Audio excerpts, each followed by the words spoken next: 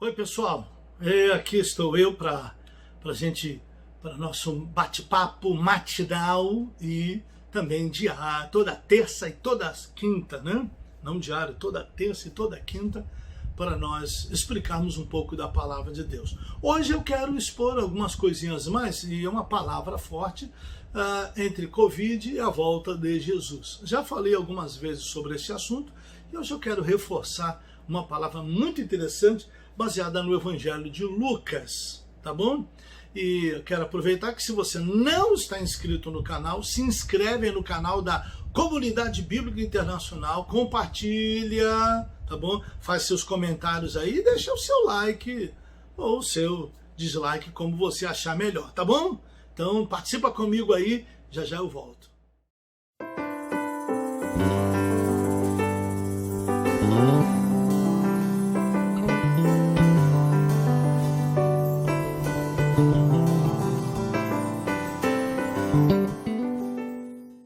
Quero explicar uma passagem a vocês, muito interessante. Ela está no Evangelho de Lucas, capítulo de número 21, a partir do versículo 25, que diz assim: sobre a vinda do Filho do Homem. Haverá sinais no sol, na lua e nas estrelas. Sobre a terra, a angústia entre as nações, em perplexidade por causa do bramido do mar e das ondas. E haverá homens que desmaiarão de terror e pela expectativa das coisas que sobrevirão ao mundo, pois os poderes celestiais serão abalados. Então se verá o Filho do Homem vindo numa nuvem, com poder e grande glória. Ora, ao começarem estas coisas a suceder, exultai e erguei a vossa cabeça, porque a vossa redenção se aproxima. Dentro desse texto da palavra de Deus, nós encontramos uma coisa muito interessante. Jesus, nos versículos anteriores, fala sobre a aflição daqueles dias. E ele diz que haverá grande aflição na terra e ira contra este povo, contra o povo de Deus. E aqui ele esclarece sobre sinais que haverão no sol, na lua e nas estrelas. Em 2014 e 2015, nós já experimentamos esses sinais no sol, na lua e nas estrelas.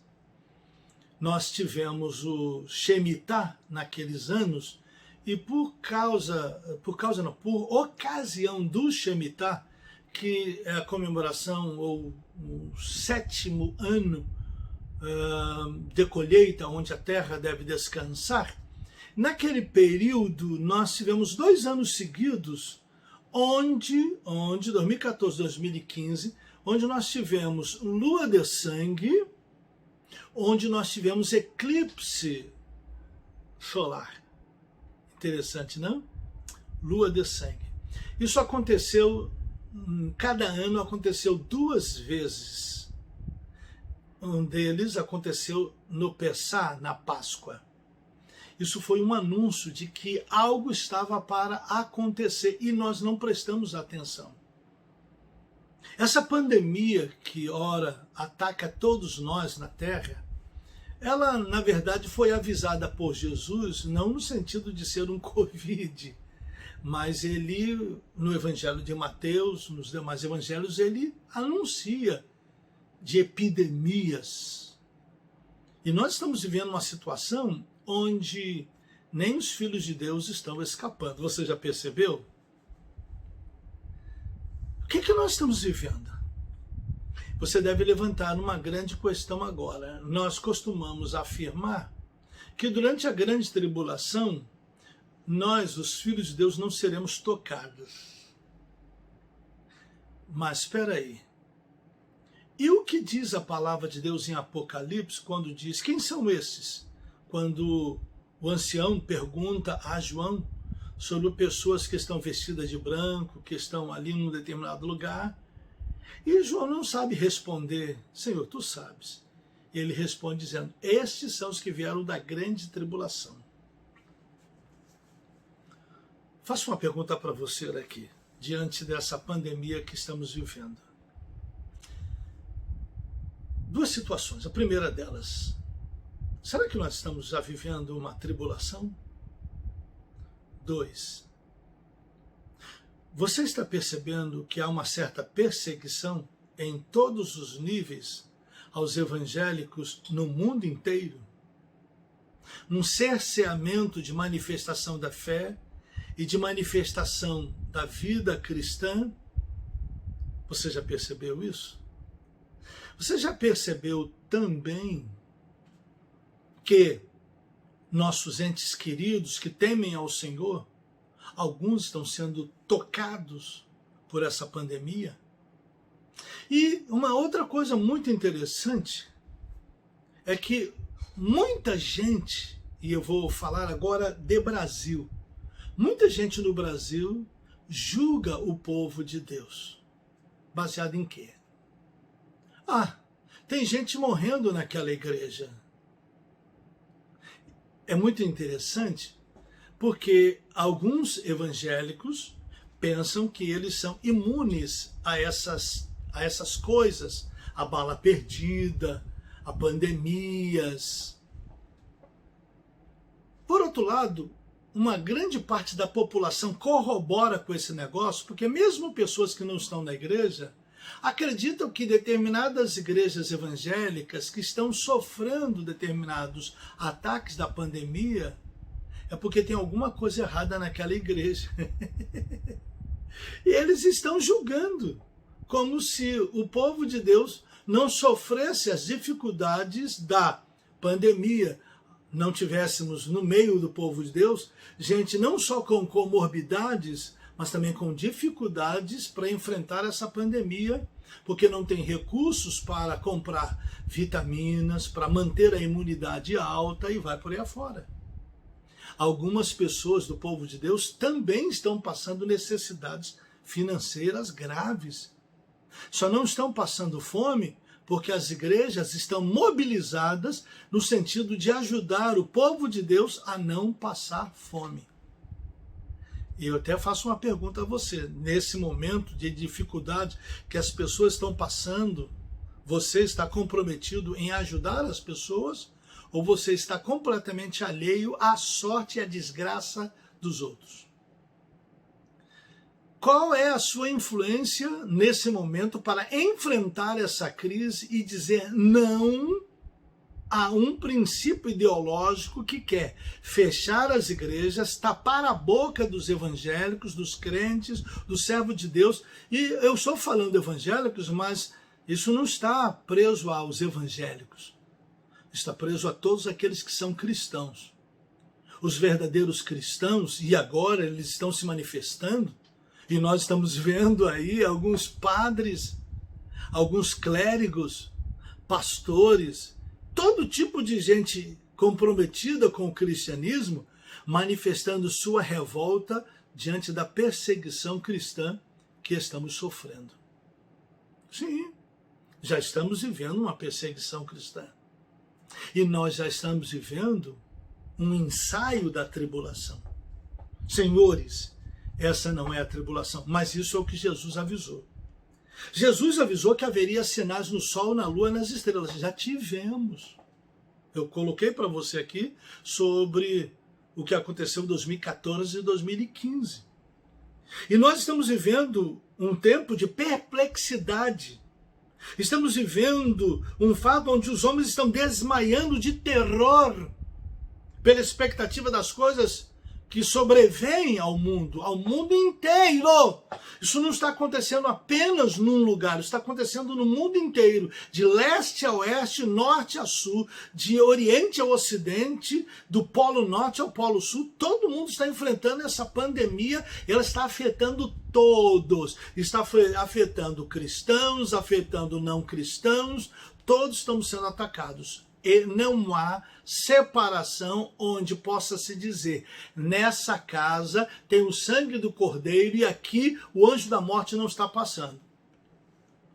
Pois está acontecendo com todos, indiscriminadamente. Você já percebeu? Isso é um forte sinal do que está escrito em Lucas capítulo 21, verso 25 em diante. Eu não gosto de fixar datas, porque é temerário a gente ficar dizendo, Jesus vai voltar no ano tal. Não nos compete afirmar isso. Mas eu quero levantar umas questões para você aqui. 2028, 2027, 28, 29, 2030, é quando mais ou menos cumpre-se aproximadamente 2000 anos da morte, da crucificação e morte e ressurreição de Jesus. Eu quero lhe fazer uma pergunta. Você está preparado para a volta de Jesus? Então, deixa eu fazer umas colocações muito interessantes aqui. Olha como alguns crentes estão se comportando. Olha como alguns estão se comportando. E eu não quero dizer que o crente só é crente se ele for ao templo da sua igreja. Não. Mas eu quero mostrar para vocês a incongruência das palavras de alguns. Eu não vou na igreja porque estão dizendo que a pandemia alcançou, está lá no templo da minha igreja. Meu pastor não faz sanitização do templo. E você já percebeu que uma boa quantidade de igrejas evangélicas estão cumprindo as medidas preventivas? A nossa igreja, Comunidade Bíblica Internacional, nós cumprimos. Álcool gel, máscara. Eu já fui em alguns lugares onde igrejas evangélicas estão lotadas e pessoas sem máscara. Isso acontece, é um fato. Mas eu acho interessante a colocação de algumas pessoas, por exemplo, quando diz assim, não, eu não vou lá no templo da minha igreja não, por causa do risco de Covid. Mas eles estão frequentando os salões de beleza, eles estão frequentando os mercados e olha, há muito mercado onde ninguém usa máscara. Estão entrando em ônibus lotado, entrando em trem lotado, em metrô lotado, mas para a igreja não querem vir. O que eles estão falando? Qual é a mensagem que eles transmitem? De incredulidade. De incredulidade o quê? Que Jesus não vai guardá-los quando eles forem ao templo? Não. Porque para fazer as coisas seculares, eles não têm medo, mas para fazer as coisas espirituais, aí eles têm medo. Ou seja, eles não têm medo de ir ao trabalho, ao mercado. Mas eu preciso ir. E você não precisa ir à casa de Deus? Mas cultuar a Deus eu posso fazer em casa. Então, por que você não fica em casa o tempo todo só pedindo comida por aplicativo? Por que você não faz cabelo por aplicativo? Por que você não faz unha por aplicativo? Virtual? Experimenta, por exemplo, já que você está tão preso ao YouTube, ao Facebook, ao Instagram, ouvindo as palavras de seus pastores, por que você não põe nos canais de Masterchef e come a comida que eles expõem e mata a sua fome com a comida deles? Compreende o que eu quero dizer? Nós estamos agora compreendendo, porque está se manifestando agora entre nós, quem serve e quem não serve ao Senhor. Quem é e quem não é de Jesus. E eu lhe pergunto, você está servindo ao Senhor? Você é ou não é de Jesus? Os sinais do sol, das estrelas e da lua já se manifestaram. Nós agora estamos vivendo a expectativa das coisas que sobrevêm ao mundo e que diz que os homens estão desmaiando de terror. Estão. Há um terror sobre a terra nesse momento por causa da pandemia. Você está me compreendendo? O próximo passo é a volta de Jesus. E nós estamos em 2021. Faltam 7 anos para 2028, 8 anos para 2029, 9 anos para 7 anos para 2028, 8 anos para 2029, 9 anos para 2030. Estamos perto de cumprir 2000 anos da morte e ressurreição de Jesus. deixo esse aviso para você. Você me compreendeu? Talvez você diga, o senhor está querendo me meter medo? Sim, se você está com medo, você que sabe. Você está com medo do Covid? Honestamente, eu estou preocupado com o Covid. Preocupado com os meus parentes. Eu estou tomando as medidas e os cuidados necessários para eu não pegar Covid. Porque eu tenho que me cuidar. Esse aqui é o templo do Espírito Santo. Esse é o templo do Espírito Santo. Eu tenho que cuidar dele. Mas se eu morrer, eu tenho esperança. Se eu morrer, eu sei para onde eu vou. Se eu morrer, eu sei que o meu Redentor vive e que ele me espera. Se eu morrer, eu sei que para mim o morrer é lucro e o viver é Cristo. Eu sei que para o Deus de Israel, preciosa é a sua vista a morte dos seus santos. De modo que preocupado estou. Por quê? Você vai me perguntar, o senhor está preparado para morrer? Estou. O senhor quer morrer? Claro que não. Você também não quer. Nós queremos viver. Eu quero cumprir minha missão. Mas se a minha missão já estiver terminada aqui na terra, Deus é quem sabe. Entretanto, eu quero perguntar a você, você tem cumprido a missão de Deus nesta terra?